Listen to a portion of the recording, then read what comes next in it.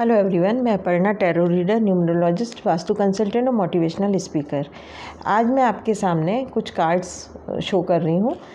मुझे क्वेश्चन पूछा गया था कि बोला गया है कि आप कार्ड के कंपैरिजन करके बता दीजिए, क्योंकि कार्ड जब दो कार्ड आते हैं तो हम कंपेयर कौन सा कार्ड ज़्यादा अच्छा है या नहीं है, या क्यों ख़राब है तो क्यों ख़राब है, अच्छा है तो क्यों अच्छा है, ये इनमें कन्फ्यूजन हो रहा है, आंसर प्रॉपरली नहीं कर पा रहे हैं। होता है, सबके साथ होता है, इसलिए आप लोग वरीड मत होइए। मैंने अपने पिछले वाले वीडियो में भी डाला था कि देखिए, आपने अगर नई टैरो रीडिंग या एस्ट्रोलॉजी का आप किसी भी फील्ड में है, आपने स्टार्टिंग ही की है, तो आपने सुना होगा कि जो हम बुक्स पढ़ते हैं और जो हम प्रैक्टिकल में जब हम कोई चीज़ करने जाते हैं उसमें अंतर होता है, डिफरेंस होता है।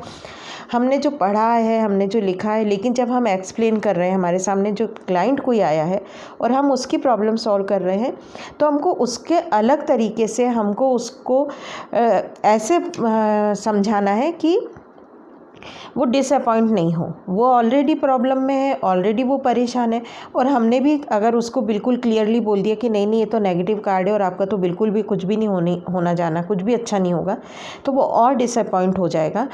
तो हमको ऐसे कोई भी वर्ड यूज़ नहीं करने चाहिए कि सामने वाला डिसअपॉइंट हो जाए।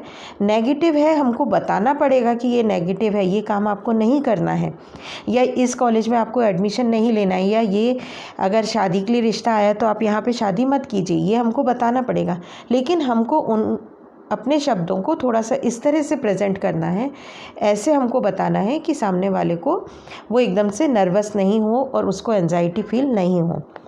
अब मैं कंपैरिजन कार्ड की बात कर रही हूँ। मैंने ये सामने आपको दिख रहे होंगे, मैंने ये 3 कार्ड रखे हुए हैं। तीनों मेजर अरकाना के कार्ड हैं। द हर्मिट है, हायरोफेंट है और चैरियट है।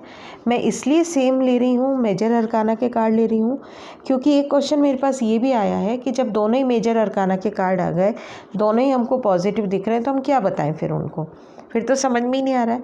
तो देखिए, मैंने पहले भी आपको बताया हुआ है, सबसे पहले अगर सारे कार्ड पॉजिटिव हैं तो आप सबसे पहले देखिए कार्ड का नंबर, और अगर सारे ही कार्ड नेगेटिव हैं और आपको रेमेडी बतानी है तो हम कार्ड का नंबर ही देखते हैं कि कार्ड का नंबर क्या है। अगर कार्ड का दोनों कार्ड पॉजिटिव है तो जो कार्ड बड़े नंबर का है हम उसको सजेशन में लेते हैं, उस चीज़ की एडवाइस हम देते हैं। ये मैंने अपने स्टार्टिंग के वीडियोस में भी बताया हुआ है। अब देखिए, मैंने 3 कार्ड रखे हुए हैं। ये है कार्ड हायरोफेंट, इस कार्ड का नंबर है 5 और ये मरकुरी प्लैनेट का है। द चैरियट कार्ड है नंबर 7, ये केतु का है। ये है 9 नंबर कार्ड द हर्मिट, ये है मार्स प्लैनेट का। अब इन कार्ड के हम कंपैरिजन पहले करते हैं, फिर हम कार्ड अगर किसी चीज़ में आता है तो हम किस चीज़ का हम सजेशन देंगे, क्या हम एडवाइस देंगे। अब सबसे पहले हम बात करते हैं कि अगर किसी के पास शादी के लिए रिश्ता आया है, अगर 3 रिश्ते आए हैं, ठीक है, मान लीजिए ये ए है, ये बी है और ये सी है, ठीक है, ए बी और सी हो गया। अब सबसे पहले हम बात कर रहे हैं ए की। ये देखिए, इसमें ये जो व्यक्ति है ये एक एक्सपीरियंस्ड पर्सन है। इसकी देखिए वाइट बियर्ड दिख रही है, तो ये एक्सपीरियंस्ड पर्सन है, इसके पास नॉलेज बहुत है, और इतनी नॉलेज है कि दूसरों को रोशनी दिखा रहा है, मतलब कि ये अपनी नॉलेज को दूसरों को बता रहा है, दूसरों को भी ये ज्ञान दे रहा है व्यक्ति। लेकिन चूँकि देखिए, इसका जो पीछे का बैकग्राउंड है ये डल बैकग्राउंड है। एक्सपीरियंस्ड पर्सन है, नॉलेज भी बहुत है, इतनी नॉलेज है कि दूसरों को ज्ञान दे रहे हैं, दूसरों को रोशनी दिखा रहे हैं, लेकिन देखिए खुद एक स्टिक के सहारे खड़े हैं, मतलब ये खुद सहारा ढूंढ रहे हैं। ये एक लोनलीनेस का कार्ड है।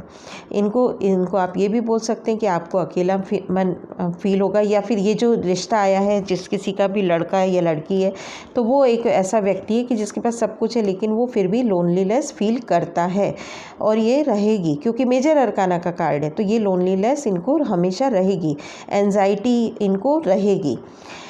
ये इस कार्ड का हो गया। सेकंड कार्ड मैंने लिया है हायरोफेंट का। हायरोफेंट का कार्ड, ये एक नॉलेजेबल पर्सन है, इतनी नॉलेज है कि लोग इनके पास अपने प्रॉब्लम का सलूशन लेने आते हैं, और हर प्रॉब्लम का सलूशन इनके पास है। ये नीचे की रखी हुई है।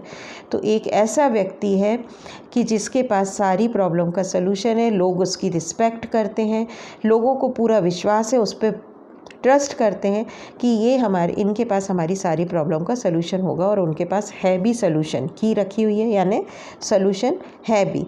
पीछे का वाइड बैकग्राउंड मतलब कि इनके अंदर कोई ईगो नहीं है, मतलब कोई अहंकार इनके अंदर नहीं है, ना ही डोमिनेटिंग नेचर है। ये अपना लोगों को एडवाइस दे रहे हैं।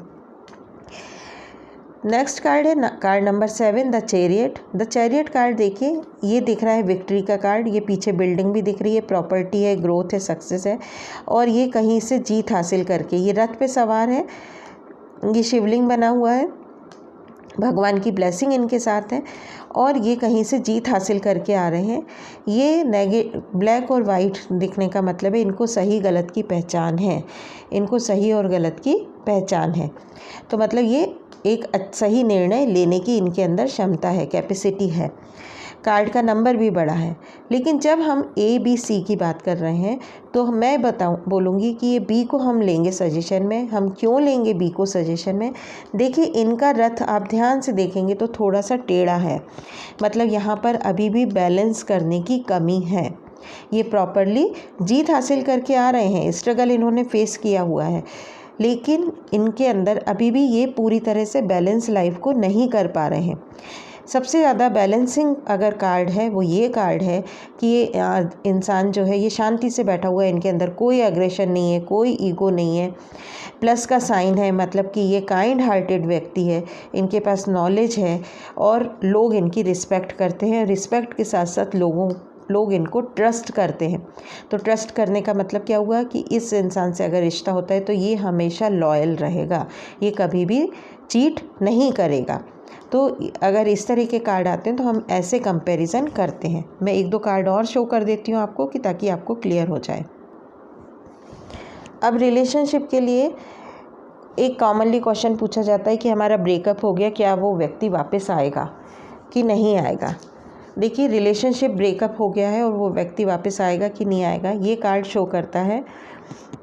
ये पेंटिकल का कार्ड है, कार्ड नंबर 8 है, 8 ऑफ पेंटिकल्स है। ये व्यक्ति जो है ये तो काम में लग गया है और इसको अब कोई ये कोई इमोशंस, कोई फीलिंग्स इसके अंदर नहीं है, और ये अपने काम में बिज़ी हो गया है और ये लगन से काम कर रहा है, और ये अपने इस काम का ये मटेरियलिस्टिक चीज़ों में जा चुका है कि इसको मेहनत करनी है और कमाना है। इसका मेन पर्पस ये है, यहाँ पे कहीं पे भी लव एंड इमोशंस नहीं दिख रहे हैं। ये व्यक्ति जो है ये सपनों की दुनिया में है, इसको लग रहा है कि मेरे पास सब कुछ है और लोग मेरे से जेलस फील करते हैं। तो ये व्यक्ति जो है ये सपनों की दुनिया में है और एट प्रेजेंट सिचुएशन में इसको क्या डिसीजन लेना चाहिए इसको नहीं पता। तो यहाँ पर भी ये वापस नहीं आएगा। फिर है 6 of sword. 6 of sword card जो है ये क्लियर दिख रहा है कि ये व्यक्ति कहीं जा रहा है। इसका मतलब कि ये व्यक्ति वापस नहीं आएगा, ये मूव ऑन कर चुका है। अगर ये कार्ड आता है कि मेरा जो एक्स है वो वापस आएगा या नहीं आएगा, और ये कार्ड आता है तो आप ये बोलेंगे कि ये व्यक्ति मूव ऑन कर चुका है, ये व्यक्ति वापस नहीं आएगा। लेकिन अगर कार्ड ये आए, अगर इस लिए ये क्वेश्चन पूछा जाए कि मेरा जो बॉयफ्रेंड है या मेरी जो गर्लफ्रेंड है वो मेरे लिए लॉयल है कि नहीं है, मेरा इससे रिलेशनशिप में कंटिन्यू रखूं या नहीं रखूं, तब आप बोलेंगे कि ये लॉयल है, आप रिलेशनशिप कंटिन्यू रखिए, क्योंकि चाहे अच्छी या ख़राब कैसी भी सिचुएशन हो ये व्यक्ति आपका कभी भी साथ नहीं छोड़ेगा।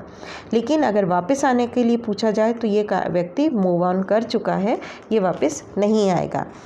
यहाँ पे रिलेशनशिप कंटिन्यू रखने के लिए तो ये व्यक्ति सपनों की दुनिया में रहता है, रियलिस्टिक चीज़ों से इसका कोई वास्ता नहीं है। इसलिए ये रिलेशनशिप अगर आप कंटिन्यू रखेंगे तो आपको कोई पॉजिटिव चीज़ें नहीं मिलेंगी, क्योंकि ये हमेशा अपनी सपनों की दुनिया में ही रहेंगे और कोई एफ़र्ट नहीं डालेंगे कि इन चीज़ों को अचीव करने के लिए वो कोई एफ़र्ट नहीं डालने वाले हैं। वो तो आराम से बैठे हैं और सपने देख रहे हैं। यहाँ पर रिलेशनशिप कंटिन्यू रखने के लिए अगर ये कार्ड आता है तो ये पॉजिटिव कार्ड है, नेगेटिव कार्ड नहीं है। पीछे बिल्डिंग दिख रही है, मतलब कि ग्रोथ है, सक्सेस का कार्ड है। और ये व्यक्ति जो है एक हार्ड वर्क करने वाला व्यक्ति है कि इसको मेहनत करना आता है कि मुझे लाइफ में कुछ अचीव करना है। मैंने दोनों ही एस्पेक्ट में ये कार्ड समझा दिए। एक और एग्जाम्पल मैं दे रही हूँ। अब मैंने कार्ड लिए हैं 3। ये है क्वीन ऑफ कप्स, ये हाई प्रिस्टेस कार्ड नंबर 2 और द एम्प्रेस कार्ड नंबर 3। अगर हमारे पास ये आता है कि ABC रिश्ते में से कौन सा रिश्ता किया जाए, तो ये कार्ड नंबर 3 सबसे ज़्यादा पॉजिटिव है। तो यानी कि A रिश्ता जो है वो अच्छा रहेगा। पार्टनर वापस आएगा कि नहीं आएगा, अगर हमारे पास ये कार्ड आते हैं तो ये तीनों ही कार्ड ऐसे हैं कि पार्टनर वापस आएगा, वो आएगा। लेकिन अगर ये कार्ड आता है तो यहाँ पर ओवर एक्सपेक्टेशंस शो कर रहा है कि पार्टनर वापस तो आएगा, लेकिन उस व्यक्ति को बहुत ज़्यादा ओवर एक्सपेक्टेशंस हैं और इसीलिए आपके रिलेशनशिप में प्रॉब्लम आती है।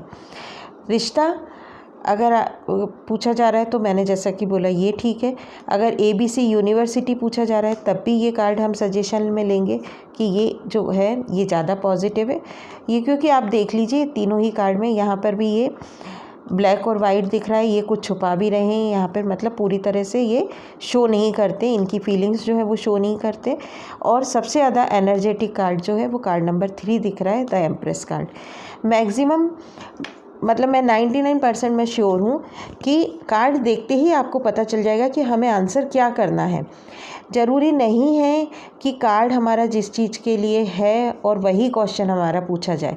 अब अगर कंसीविंग का पूछा जा रहा है और ये कार्ड आ रहा है तब तो है कि ये आपके कंसीव कर लेंगे, लेकिन कंसीविंग का पूछा जा रहा है और ये कार्ड आ रहा है तो ये कार्ड नेगेटिव नहीं है, हम पॉजिटिव ही आंसर देंगे कि हाँ आप हाँ कंसीव कर लेंगे, प्रेगनेंसी में कोई प्रॉब्लम नहीं आएगी। थोड़ा सा टाइम जो लगेगा, तो हम इस कार्ड के जो देखते हैं मेजर अरकाना का कार्ड है, लेकिन हम बहुत ज़्यादा लंबा प्रिडिक्शन हम नहीं देते हैं कि हम बोल दें कि 2 साल बाद, तो 2 साल बाद के लिए तो कोई पूछने भी नहीं आया है आपके पास, वो अभी का टाइम पीरियड पूछ रहा है। तो हम उनको क्या बोलेंगे कि 2 मंथ में, 2 महीने में आप जो है कंसीव कर लेंगे। हम कुछ रेमेडीज़ उनको बता दे सकते हैं। कार्ड नंबर 2 है तो मून की रेमेडी बता दीजिए, कार्ड नंबर 3 है तो हम जुपिटर की रेमेडी बता देंगे। यहाँ क्वीन ऑफ कप्स है, क्वीन ऑफ कप्स होता है कार्ड नंबर 13, तो हम राहु की 1 + 3 हुआ 4, तो हम राहु की रेमेडी बता देंगे। मुझे उम्मीद है कि इन चीज़ों से आपको काफ़ी कुछ क्लियर होगा। अगर इसके बाद भी आपको कुछ डाउट्स हों तो आप कमेंट सेक्शन में लिखिए, मैं आपके डाउट्स ज़रूर क्लियर करूँगी। मैं पूरी कोशिश करूँगी कि आपकी सारी प्रॉब्लम्स का सलूशन मैं दे सकूँ, आपको बहुत अच्छे से मैं समझा सकूँ कि आपको कहीं पे भी टैरो रीडिंग में प्रॉब्लम नहीं आए। मैं थोड़ा सा लेट वीडियो डाल रही हूँ, अगेन मैं सॉरी बोल रही हूँ कि मेरे वीडियोस लेट हो रहे हैं, लेकिन जो लोग भी व्हाट्सएप पे मुझे क्वेश्चन कर रहे हैं मैं उनका बहुत जल्दी रिप्लाई कर रही हूँ कि उनकी क्वेरी तो मैं सॉल्व कर सकूँ। इनसे रिलेटेड आपके कोई भी डाउट्स हो तो कमेंट सेक्शन में ज़रूर लिखिए। व्हाट्सएप मेरा नंबर मैंने ऑलरेडी पहले दिए हुए हैं आपको, उस पर भी अगर आप मैसेज करके पूछना चाहें तो वहाँ भी पूछ सकते हैं। अगर आपको इंस्टेंट रिप्लाई चाहिए तो व्हाट्सएप पे ही मैसेज कीजिए, मैं वहाँ आपको फटाफट रिप्लाई कर देती हूँ। मेरे चैनल को ज़्यादा से ज़्यादा लाइक कीजिए, शेयर कीजिए, सब्सक्राइब कीजिए। Thank you everyone.